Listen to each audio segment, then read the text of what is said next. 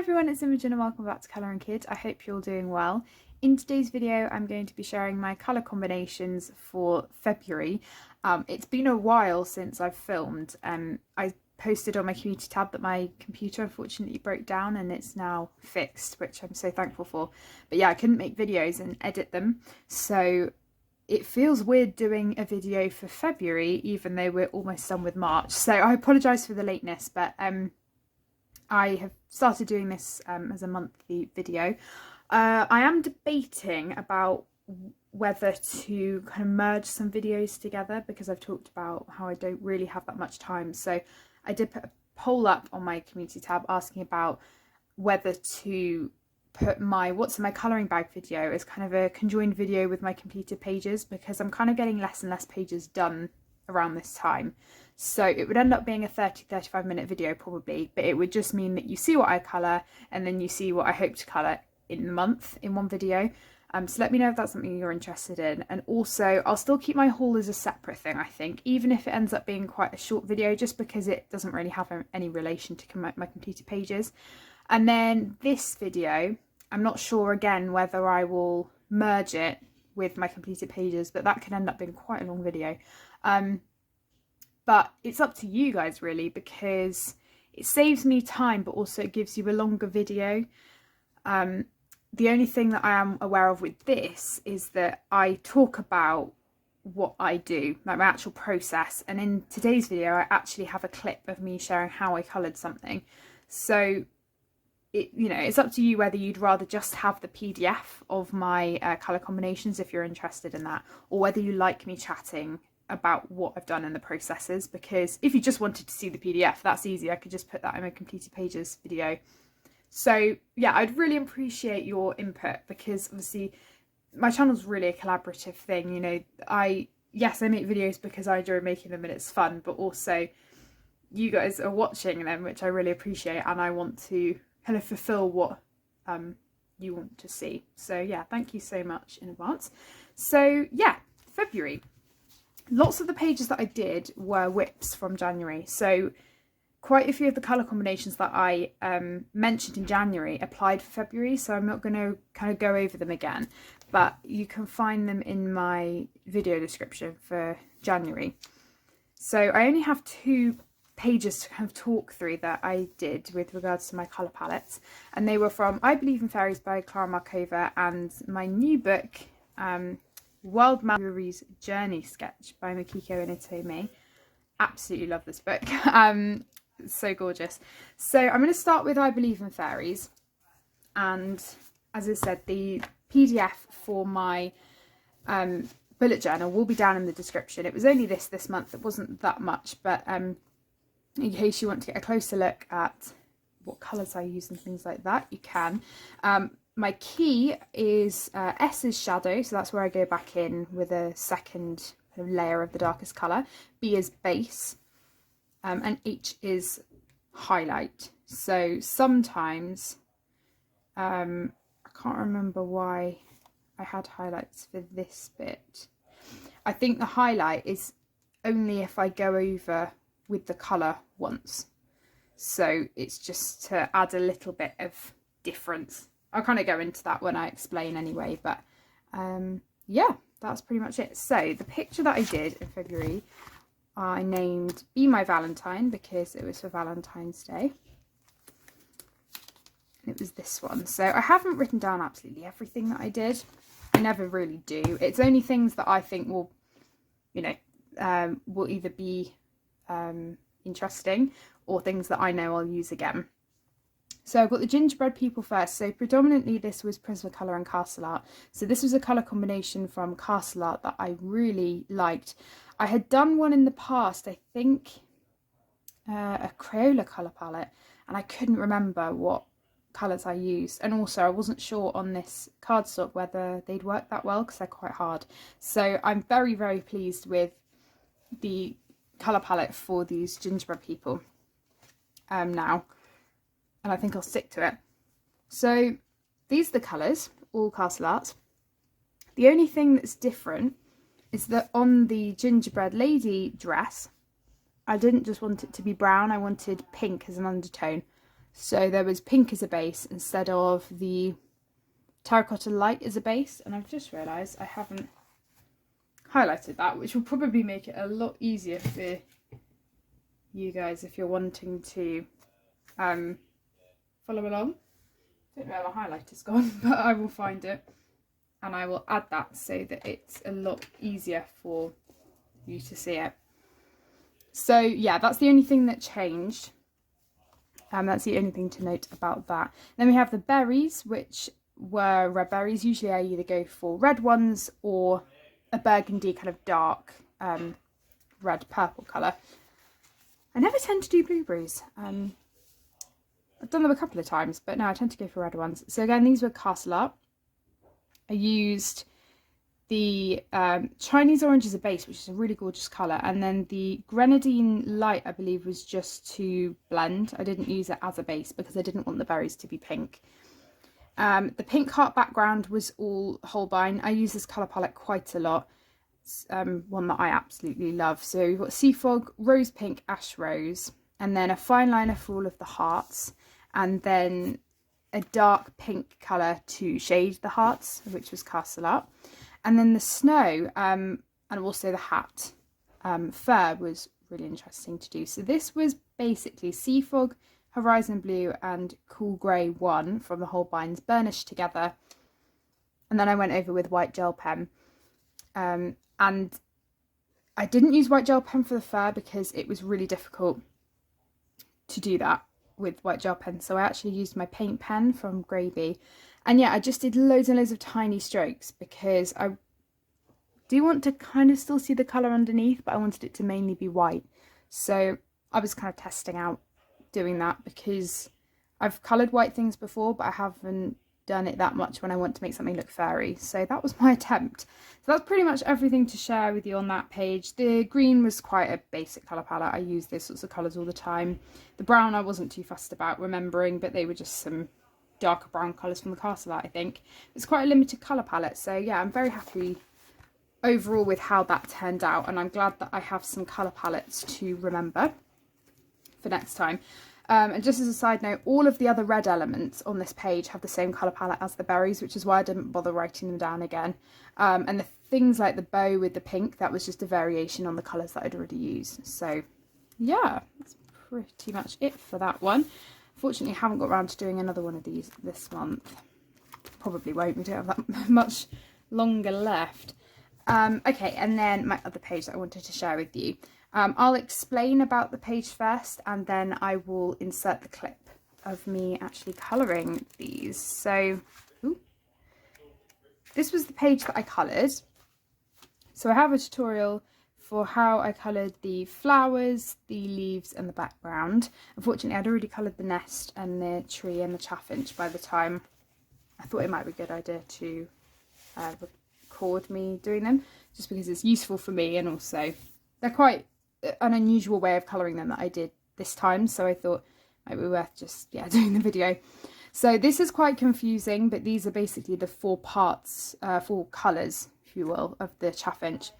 So these blues, and this is all Holbein by the way, and Prismacolor Blender, these blues are relating to the blue that I did, and then these browns are all of the kind of brick colour for the chaffinch. I'll do a close-up in a minute. And then the blacks were all of the grey area. I don't know why I said blacks because I only used lamp black and then everything else. But that's what I mean about the leaf green. So the leaf green was a highlight because I only used it in certain places as a highlight after I'd done everything else.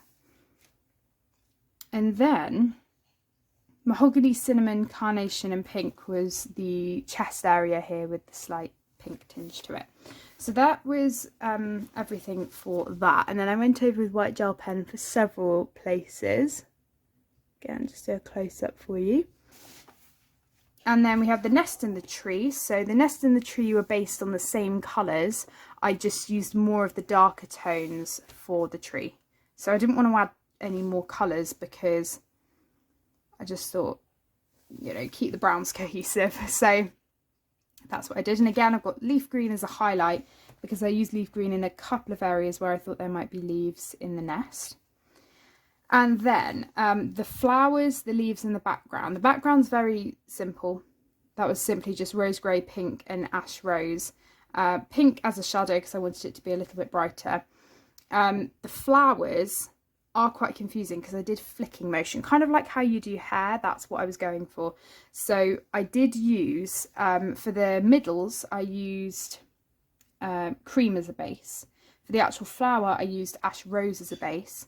And then I worked my way down. So I did raisin burgundy, rose grey, pink, ash rose, and then went back over with raisin and burgundy before I blended. Similarly with the middle, I did cream and then olive yellow dandelion, blended with cream, went back over with the olive yellow. And then the mint green and the jasper green was simply just to shade and colour in the little bits of leaf that are poking out and the stems and things like that, because I didn't think I necessarily needed to use loads of colours for those when they're really small areas, so I left those to just a couple of colours. The leaves were very interesting to do. I enjoyed doing these. So I used lettuce green and olive yellow as a base. So the olive yellow, I did a base around the edges of the leaf mostly, and then the lettuce green for everywhere else. Then I used jasper green as the first one, and then burgundy to add a really nice red brown sort of hint to it. Really pleased with that. And then cactus green, mint green, and then went back over with lettuce green and olive yellow. And the final shadows that I did were with jasper green and sometimes burgundy. It depended how much I put on before. But that's pretty much everything for this, and of course white gel pen. So I've decided with these to keep them really realistic looking, I guess, and not use white gel pen. Sorry, any glitter. So yeah, that's pretty much it. I'm going to insert the clip here for you. It's quite long, but it did take quite a while colouring these elements. So yeah, I hope you find it helpful and it makes sense.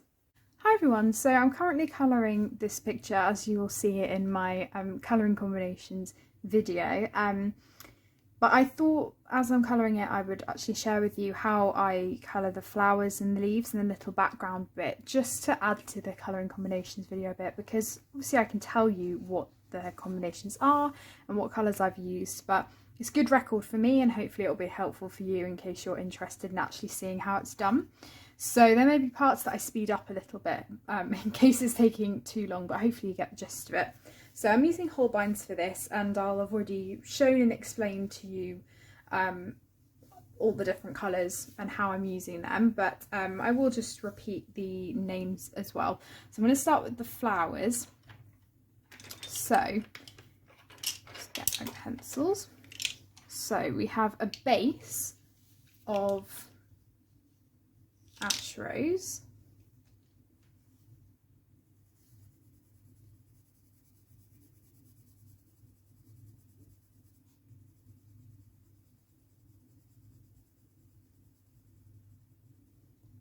and I'm just leaving the little middle blank because I'm going to be filling that in with yellow in a second.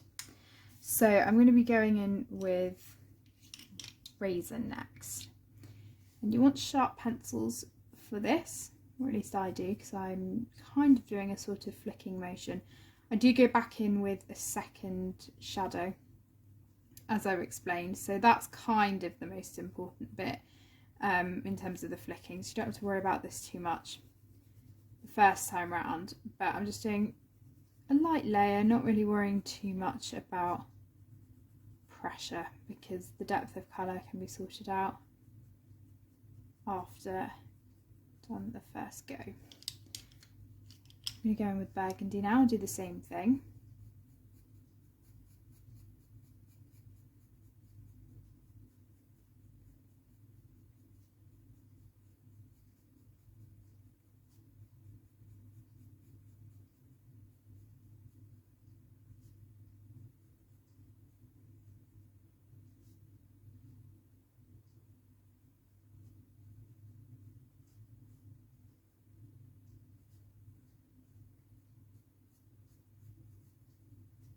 I've also just outlined the edges of the petals.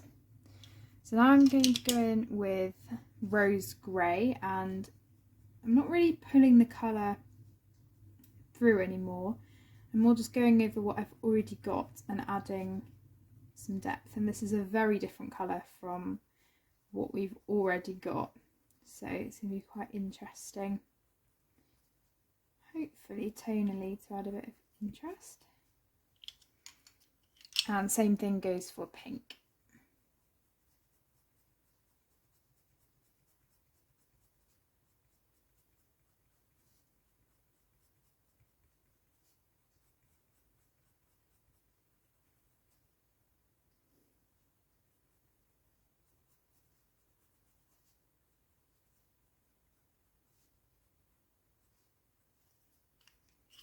Finally, just going to go back in with Ash Rose. Pretty much do the same thing, just filling in a few areas. Okay, and now I'm going to do the middle. So don't worry at the moment, mine looks vastly different from what it will turn out to be. I'm going over with a base of cream, using olive yellow to add some green interest just to the parts of it. Adding dandelion for a brighter effect, but a very, very light touch. I don't want too much of this. And then blending with cream just onto the outer edges so that it will become a little bit easier when I'm using my blender pencil. So that's the basic idea of it. You can see it does look very different. So that's all going to be sorted. So using my Prisma blender now, and I'm just doing it very lightly. I don't want the colours to merge into each other so much that we lose all of the flicking motion. As I said, I am going to go back in. The other thing to be wary of is that I don't want too much of the yellow to merge with the purple, otherwise it won't create a very nice colour. Become a bit dirgy. So they've got to blend to a certain extent. Well, at least that's the effect I'm trying to go for, but I don't want it to turn brown. There we go. Okay, so now I'm going to go back in with Raisin. It has to be very sharp in order to get the lines I'm after. So I'm just going over, taking my time, creating the lines. And with things that I really, want to come out well, this is how long I do spend on one thing. Sometimes when I'm colouring flowers, I don't mind too much about whether they look realistic or not, but I'm trying to go for an actual realistic look to these. And then I'm going back in with burgundy on top of that to add shadow. Not as much of this, but a fair amount.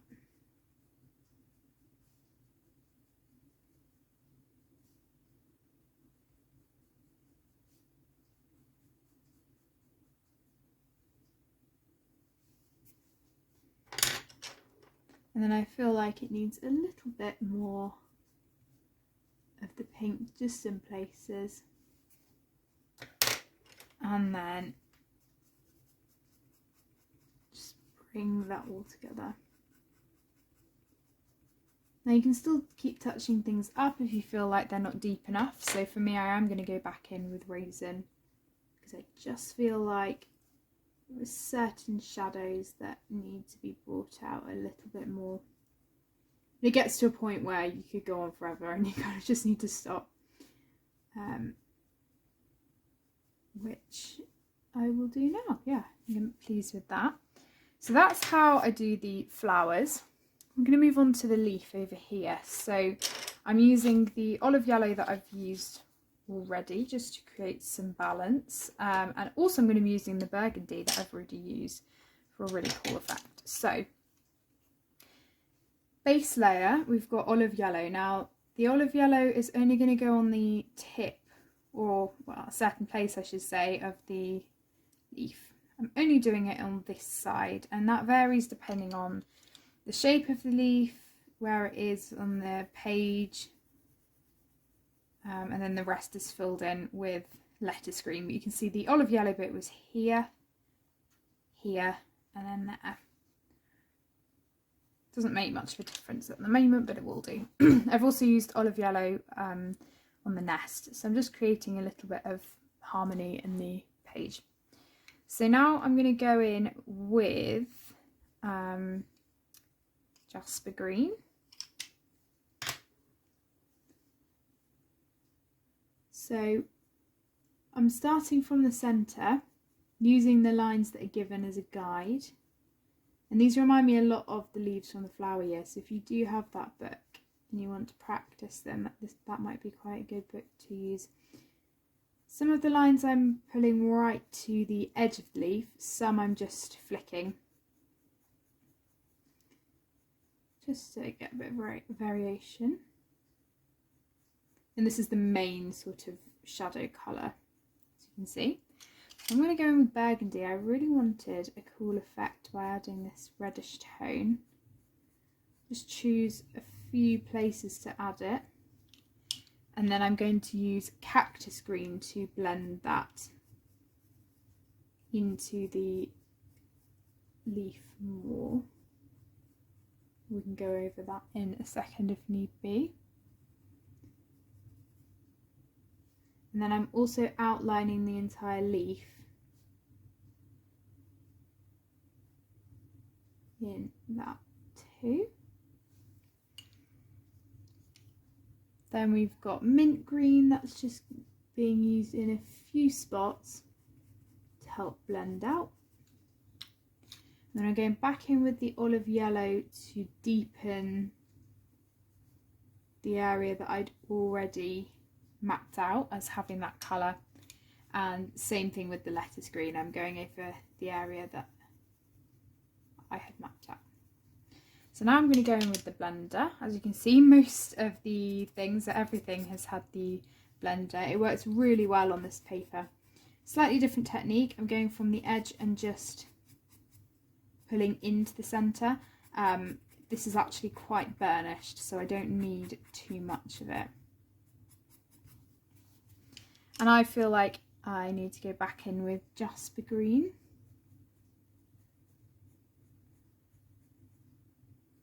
And I actually like the burgundy as it is, so I'm going to leave that. But yeah, that's pretty much the leaf. So finally, I'm just going to share the background. This is really simple. I'm using colours that I've already used. We've got pink, rose grey and ash rose, and of course the blender. So I'm just going to show this area. It's very simple. I'm just doing a base of the ash rose, and I'm doing a sort of bokeh effect. I've done this a number of times in my books, just creating little circles with the rose grey. And I mean, really light.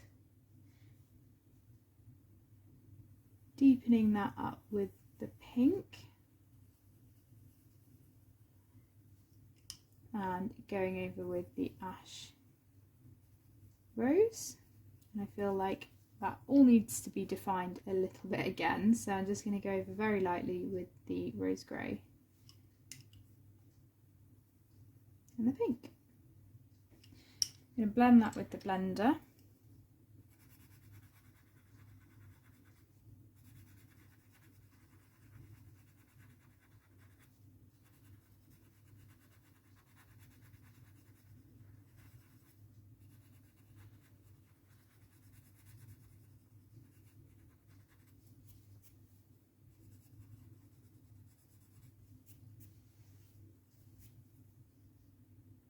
Oops, sorry, I shook the camera.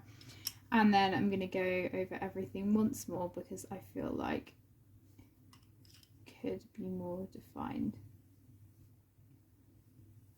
And I do this a lot, I do just touch up areas. So that is done. So that's how I colour these areas. So I hope in some way that has helped. Sorry it's been quite long, but I don't imagine that the actual other parts of the colour combination video in terms of me explaining them will be that long, because I haven't written down too many this month. But yeah, I hope you enjoyed this mini tutorial, and yeah, I hope you enjoy the rest of the video. So that's everything I have to share with you. I hope that you found it informative and useful in some way. As I said, you can find the PDF for this page of my bullet journal in the video description. If you have any problems with that, let me know. You can always email me and I can email it to you individually.